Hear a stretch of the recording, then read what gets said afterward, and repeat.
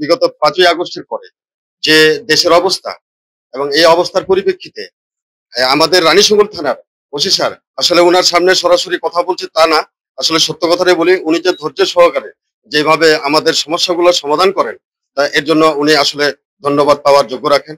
আরেকটা কথা, আমাদের নন্দুয়ার ইউনিয়ন বিএনপির সভাপতি জমরুল ভাই একটা গুরুত্বপূর্ণ কথা বলেছেন যে দীর্ঘদিন আওয়ামী লীগ করেছে ঠিক আছে, কিন্তু চুনোপুঁটি না ধরে যারা হেডম, যারা দুর্নীতি করেছে, যারা অত্যাচার করেছে এবং যারা বিভিন্নভাবে হয়রানি করেছে সাধারণ মানুষকে, আসলে তাদের দিকে একটু দৃষ্টি রাখেন, সাধারণ মানুষ যেন হয়রানির শিকার না হয়। আরেকটা বিষয় যে এই মাদক আমাদের যুব সমাজটাকে আসলে ধ্বংসের দিকে নিয়ে যাচ্ছে। পার্শ্ববর্তী লেহেম্বা ইউনিয়ন, রানীশঙ্কল উপজেলার পার্শ্ববর্তী লেহেম্বা ইউনিয়ন, আমার লেহেম্বা ইউনিয়নে আমার যেভাবে মাদকের হলে আসলে কারা বিক্রি করে, কারা সেবন করে, এটা কিন্তু অনেক কারো জানা। আমরা হয়তো চক্ষু লজ্জার ভয়ে বা অনেক সময় সেই কথাগুলো প্রকাশ করি না, কিন্তু এটা যে আমাদের ক্ষতি করতেছে সমাজের, এটা আমরা ভালো করে উপলব্ধি করতে পারতেছি। তাই আমি মনে করি যে আপনার রানীশঙ্কল থানা এটার প্রতি একটা দৃষ্টি রাখবেন এবং এটাকে কিভাবে নির্মূল করা যায় এবং জিরো টলারেন্সে নিয়ে আসা যায় এবং রানীশঙ্কল যেন মাদক মুক্ত হয় এবং আমরা সবাই সকলের পাশে থেকে এই রানীশঙ্কল উপজেলাকে যেন আমরা সুন্দর সুস্থ আদর্শ একটা উপজেলা হিসাবে দেখতে পাই। ফ্যাসিস্ট আওয়ামী লীগ 15.5 বছর ক্ষমতাকে শাসন করেছে, শোষণ করেছে এবং 2014, 18 এবং 24-এ 3টি নির্বাচন করেছে, যে 3টি নির্বাচন স্পষ্টভাবে জনগণের ভোট এবং জনগণের স্বাধীনতাকে কেড়ে নেওয়া হয়েছে। বিশেষ করে আমার বাক স্বাধীনতাকে কেড়ে নিয়েছিল। একটা সময় ছিল যেটি আমরা যদি 2014 থেকে ধরি, 14, 18 এবং 24 প্রত্যেকটি নির্বাচনের আগে আওয়ামী লীগ বিএনপি, জামাত এবং গণ অধিকার পরিষদের নেতাকর্মীদের চিহ্নিত করে গ্রেফতার করে নিয়ে আসা হয়েছে। তার অপরাধ সে শুধু বিএনপি করে, তার অপরাধ সে জামাত করে, তার অপরাধ সে গণ অধিকার পরিষদ করে। আসলে আমার মনে হয় যেহেতু রানীশঙ্কলের সর্বস্তরের জনগণ এখানে আছে, এই জিনিসটা সবারই জানা উচিত। সেটা হচ্ছে গত 8:30 কি 9টার দিকে আমি হাসপাতালে গেলাম ইমার্জেন্সিতে। হঠাৎ করে একজন বেশ সুদর্শন এক যুবক, যিনি হচ্ছেন বাংলাদেশ বিজিবির সদস্য, উনি আসলেন হঠাৎ করে ট্রিটমেন্ট নিতে। তো ভাই কি হয়েছে ভাই আপনার? বলছে ভাই এই খালেক বেকারির ওখানে সকাল 8:30টার সময়, 7:30 থেকে 8টার সময় আমি আমার একে আত্মীয়কে এক জায়গায় উঠাই দিয়ে আমি আসতেছি, এবং ওখানে সামান্য কিছু ফলমূল বা ইয়াকির কেনাকাটা করবো আর কি, বিস্কিট কিনবো। এই মুহূর্তে আমি মোটরসাইকেল টেনে দাঁড়াইছি। দাঁড়ানোর পরেই আমাকে একজন ছেলে আসে বললো, ভাই একটু আমাকে আপনার গাড়ির চাবিটা দেন তো। বলছে ভাই কেন ভাই? বলছে আমার একজন অসুস্থ, তো আমি একটু খালি নিয়ে আসবো। বলছে ভাই আপনাকে চিনি না জানি না, আপনাকে আমি গাড়ির চাবি দেবো মানে? কোন রাজনৈতিক ব্যক্তির, কোন নিরহ ব্যক্তির পকেট থেকে টাকা নিয়েছিলাম? আমি কি ক্যাডার? আমি কি সন্ত্রাসের গ্যাং লিডার? তাহলে কেন বলেছে সেও তো একজন সমাজের মানুষ? আপনারা তো বলেন সাংবাদিক রাষ্ট্রের 4র্থতম স্থান তারা দখল করে আছে এবং রাষ্ট্র স্বীকৃতি দিয়েছে। আমি আরেকটু বলবো যে একটি কথা উঠে এসেছে, সাধারণ মানুষরা যখন ঠাঁই না পায় থানায় আসে, থানায় না পায় সাংবাদিকের কাছে যায়। সাংবাদিকরা যদি এখন নিরাপত্তা হুমকির মুখে থাকে তাহলে সাধারণ মানুষ কি করবে? আপনার সুদৃষ্টি কামনা করছি। আমি আরেকটু বলবো বলে শেষ করব। অনেক বক্তাই বলেছেন থানা দালাল মুক্ত চায়, থানা দালাল ছাড়া যেন ওই ব্যক্তি আপনার কাছে যায়, সেই বিষয়টা আপনি নিশ্চিত করবেন যেন আপনার সামনে একাধিক মানুষ, যাদের সামনে হয়তো ওই নিরীহ ব্যক্তিটা যায়, আপনার কাছে অভিযোগ করতে পারবে না, সেই বিষয়টা আপনি নিশ্চিত করবেন যে ব্যক্তিটা প্রতিদিন আপনার কাছে কি আসলে এটা বিভিন্ন অর্থ বহন করে। আমি আপনাদেরকে অনুরোধ করব যে এখানে বিনা কারণে অসংখ্য লোক আসছে, বিনা কারণে, মানে অর্থাৎ প্রতিদিন আমি বকুল মজুমদার একটা দলের প্রতিনিধিত্ব করি, আমার এখানে প্রতিদিন কাজ থাকতে পারে না। হ্যাঁ অবশ্যই থাকবে, দলের প্রয়োজনে আমি আসবো, এটা প্রয়োজন শেষে চলে যাব, কিন্তু ঘন্টার পর ঘন্টা এখানে থাকাটা এটা আমার যেমন দলের ভাবমূর্তি নষ্ট হবে, তেমনি আমার ইমেজ সংকট হবে। এই বিষয়ে আপনারা সতর্ক থাকবেন এবং যারা বিনা কারণে প্রতিনিয়ত থানায় আসছেন তাদেরকে আপনারা এখানে নিরুৎসাহিত করবেন। এবং আমি আরেকটা বিষয়, যে জুলাই কিন্তু আমরা জুলাইকে নিয়ে গর্ব বোধ করছি, কিন্তু এই জুলাই যেন আমাদের মাঝে আবার ফিরে না আসে, এই বিষয়ে কিন্তু আমাদেরকে আবার সতর্ক থাকতে হবে। আজকে সাধারণ মানুষ যেমন মারা গেছে, এই স্বৈরাচাররা যেভাবে সাধারণ মানুষকে মেরেছে আপনাদেরকে ব্যবহার করে, আপনাদের পুলিশে তো অনেকজন মারা গেছে। আমরা এই জুলাই আর ফেরত চাই না, বারবার আসুক এটা আমরা চাই না। এই জুলাই ফেরত না আসার ক্ষেত্রে আপনাদের ভূমিকাটাকে সর্বোচ্চ। ওপেন হাউস ডেতে আমরা আসতেই পারি, যার কারণে আমরা এটার সম্পর্কে অনেকটা অবগত নই। আজকে একটা জিনিস আমি বলতে চাই, আমাদের বিভিন্ন দলের নেতৃবৃন্দ বিভিন্নভাবে কথাবার্তা বলেছেন এখানে, যে আওয়ামী লীগের অমুককে ধরা হচ্ছে না, তমুককে ধরা হচ্ছে না। আমি তাদের উদ্দেশ্যে বলতে চাই, আওয়ামী লীগ আওয়ামী লীগেই, আওয়ামী লীগের কোনো ছোট বড় নাই। কারণ বড়টার থেকে ছোটটা বেশি লাফায় আওয়ামী লীগের, যার কারণে যারা আওয়ামী লীগ করে সবাই দোষী আমাদের কাছে। আমি মনে করি এটার এটুকু উদাহরণ আমি দিতে চাই। 25শে অক্টোবর আমরা 2014 সালে 13 সালে আমরা আমাদের একটি বিক্ষোভ সমাবেশ ছিল। সেই সমাবেশে আমরা সর্বোচ্চ জনসমাগম 8-10 হাজার লোক যখন আমরা সমাবেত হই, সেই জায়গা থেকে আমাদের অফিসের সামনে আমরা প্রোগ্রামটা করতেছিলাম। চৌরাস্তায় একটি ছেলে আওয়ামী লীগের, একটি ছেলে, সেই আওয়ামী লীগের ওই ছেলেটি গন্ডগোল লাগাই দিল। সেই ছেলেটি কিছুদিন আগে আমি দেখলাম যে আমাদের ওসি সাহেবের চেম্বারে আসছে। আমার দেখে আশ্চর্য হয়ে গেছে। এদেরকে কে নিয়ে আসে? এদেরকে যারা নিয়ে আসে তাদের বিরুদ্ধে ব্যবস্থা নিতে হবে। এই আওয়ামী লীগের নেতা বলেন, কর্মী বলেন, সমর্থক বলেন, এদেরকে যারা নিয়ে আসে তাদের বিরুদ্ধে ব্যবস্থা নিতে হবে আগে। আমরা দেখেছি, আমি যুব দলের যখন সেক্রেটারি ওয়ার্ডের, তখনই আমি 4টা মামলার আসামি। কেন? তখন আওয়ামী লীগের নীতিবান লোক ছিল না। আপনারা যারা বলতে চাচ্ছেন অমুক ভালো তমুক ভালো, আওয়ামী লীগের একটা লোকও ভালো না। আওয়ামী লীগের যদি কেউ ভালো হতো, আজকে 24 জুলাই সম্পর্কে তাদের পক্ষ থেকে বক্তব্য আসতো যে আমরা ভুল করেছি। তারা তো বলে না। তা আমরা কেন বলবো যে আওয়ামী লীগ ভালো? আওয়ামী লীগ ভালো বলার তো প্রশ্নই আসে না। আজকে আমাদের বিভিন্ন দলের মধ্যে আওয়ামী লীগের লোকজনদের দিয়ে আমরা কমিটি করতেছি কেন? যার কারণে আমি বলতে চাই, আজকে ওপেন ডেতে আমি ভাবছিলাম যে আমাদের যে আলোচনাগুলো হবে, আমরা এখানে পাবো আপনার যে মাদক কারবারি আছে তাদেরকে ধরার জন্য সর্বোচ্চ ব্যবস্থা নেওয়ার জন্য আমরা বলবো। আমরা ভাবছিলাম যারা চাঁদাবাজি করতেছে তাদেরকে ধরার জন্য আমরা এখানে চাপ প্রয়োগ করব, আমরা ভাবছিলাম। আজকে বিভিন্ন প্রত্যেকটা জায়গায় পৌরসভার কয়েকটি ওয়ার্ডে আমি দেখছি, আমি আইন শৃঙ্খলা মিটিং এ উপস্থাপন করছিলাম যে অমুক জায়গাটা থেকে আপনার বিভিন্ন জায়গার মানুষ আসে, সেখানে নেশা সেবন করে, কিন্তু দুঃখের বিষয় কোনো অভিযানেই হচ্ছে না। কার কারণে হচ্ছে না বুঝতে পারতেছি না। আমি ওসি মহোদয়কে আজকেও বলবো যে আপনি একটু দেখেন, আজকে পৌরসভার 9টি ওয়ার্ডের মধ্যে 8টি ওয়ার্ডে ভান্ডারা, যেখানে ভান্ডারার বদনাম হচ্ছে। ভান্ডারার বদনাম হওয়া মানে পৌরসভার বদনাম হওয়া।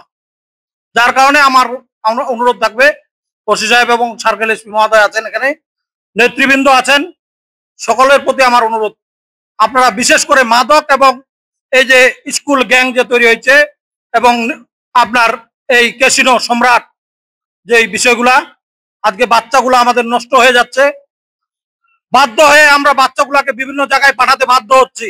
আমি আমার ছেলেকে এলাকায় লেখাপড়া করাতে পারতেছি না অসুস্থ পরিবেশের কারণে। এই জন্য আমি বলবো আপনারা দয়া করে এই বিষয়গুলা ব্যবস্থা নেবেন, এবং আজকে যারা আওয়ামী লীগের হোক, যেই দলের হোক না কেন, মনে হয় নতুন করে কথা বলার কিছু নাই। তবে একটা কথা শুধু আমি স্মরণ করে দিতে চাই যে আজকের এই ওপেন হাউস ডে এটা অনেক আগে হওয়া দরকার ছিল। তবে একটা বিশেষ উদ্দেশ্যকে সামনে রেখে এই ওপেন হাউস ডাকা হয়েছে, এটা অস্বীকার করবার কোনো বুদ্ধি নেই। কারণ এটার মানে সাবজেক্টটা হলো আলাদা, আর ওইটার সাবজেক্টটা হলো আলাদা। এই আসল বিষয়টাকে বাস্তবায়ন করার জন্য এইটাকে দিয়ে এটা মানে ওইটার কোনো আলোচনায় আসতেছে না।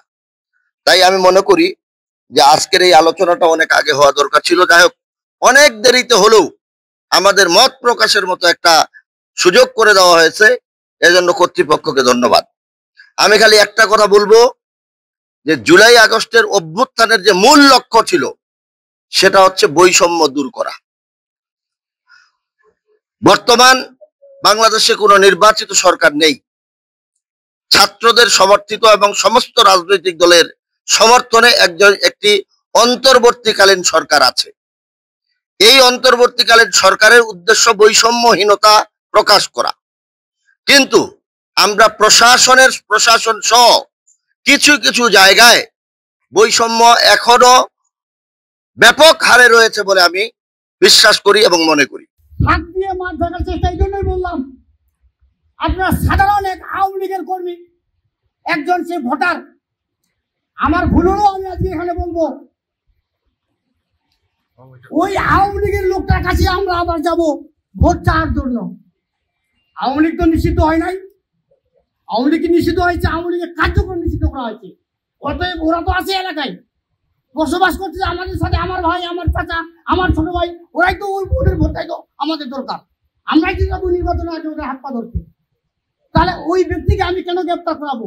হ্যাঁ, যারা অপকর্মের সাথে জড়িত, যারা গরিব মানুষের ওই টিআর কালিকা, সাদারি কার্ড, বিধবা কার্ড, বয়স্ক ভাতা, বিভিন্ন কাজ লুটপাট করে খাইছে, সেসব আওয়ামী লীগের নেতাদেরকে আপনারা গ্রেপ্তার করেন। গ্রেপ্তার করলে আপনাদেরকে এলাকার মানুষ বাহবা দিন, ধন্যবাদ জানাবেন।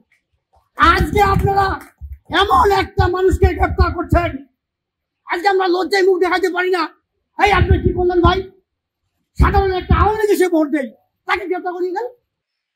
যারা সত্যিকার অর্থে আওয়ামী লীগের নেতৃস্থানীয় লোক এবং যারা আওয়ামী লীগের পদ পদবী লোক, যারা আওয়ামী লীগের সময় মানুষকে নির্যাতিত করেছে, যাদেরকে অত্যাচার করেছে, তাদের বিরুদ্ধে আপনি অ্যাকশন নেন। এটা আমার ব্যক্তিগত দাবি। কারণ আপনি যাবেন জগা থেকে একটা ওয়ার্ডের একটা তৃণমূল পর্যায়ের লোককে উঠায় নিয়ে চলে আসছেন, আর জগা আর একটা লোক আছে যেটা আমার ভাই, সে আওয়ামী লীগের আমলে আমাকে অত্যাচার করেছে, আরো অন্য কাউকে করেছে, সেই লোকটা বেশ অবাধে বেড়াচ্ছে, এটা ভাই মানা যায় না। এই লোকগুলাকে ধরেন, আমি বিএনপি করতাম, আমার বিএনপি করার প্রায় 40 বছর বয়স পার হয়ে যাচ্ছে, আমার বিরুদ্ধে 8টা মামলা, আমি মনে হয় জেলখানায় গেছি। রজব ভাই মোটরসাইকেল তেল নিতে যায় 72 দিন জেল খাটলো। এটা তবু একটা সান্ত্বনা ছিল যে আমরা রাজনীতি করি, আমরা জেলখানায় গেছি। এটা মানুষের কাছে আমাদের বলার একটা জায়গা ছিল, মানুষ কিন্তু আমাদেরকে বলতো যে না, ওনারা নেতা, ওনাদের ঠিক আছে। কিন্তু যদি এটা আমার ছেলেটাকে নিয়ে গেছে, যেমন একবার ধরে নাখরাজকে ধরতে গেল, নাখরাজকে পায় নাই, তার ভাইকে ধরে নিয়ে চলে আসছে, তার ভাই 73 দিন রজব ভাইদের সাথে জেল খাটলো। এটা যদি এখনো হয়, এটা ভাই করা যাবে না। আজকে ওপেন হাউসটাতে ওসি সাহেবের কাছে ইতিমধ্যে রানীশঙ্কর থানায় আজকে প্রশংসা নয়, এটা আমি একটা সুনামের সাথে বলতে চাই, আপনি যতগুলো মামলা মকদ্দমা এবং যেভাবে লোডটা নেন এবং যেভাবে মানুষকে সংঘবদ্ধ করে বুঝায়, ধমকায়, ভালোবাসা দিয়ে বিভিন্ন সালিশ মীমাংসা করেন, আপনার হয়তো মুখে আমরা বলি নাই, কিন্তু মানুষ বাইরে এটুকু বলে। আমরা যদি 1971 সালের স্বাধীনতা দেখিনি, তার থেকেও মনে হয় আমরা এই দেশ খুব কষ্ট করে পেয়েছি। এতে আমাদের হাজারো মা বোনের রক্ত গেছে, নির্যাতন হয়েছে, ধর্ষণ হয়েছে, খুন হয়েছে, গুম হয়েছে। ভাইরা আমার, আজকে বিভিন্ন মানুষের জায়গা জমি, আবার মারামারি গ্যাঞ্জাম আমাদের মধ্যে হয়ে থাকে, আবার সবার মাঝেই হয়ে থাকে। তো আমরা এ দেশটি বড় কষ্ট করে আমরা দেশটিকে জয় করেছি।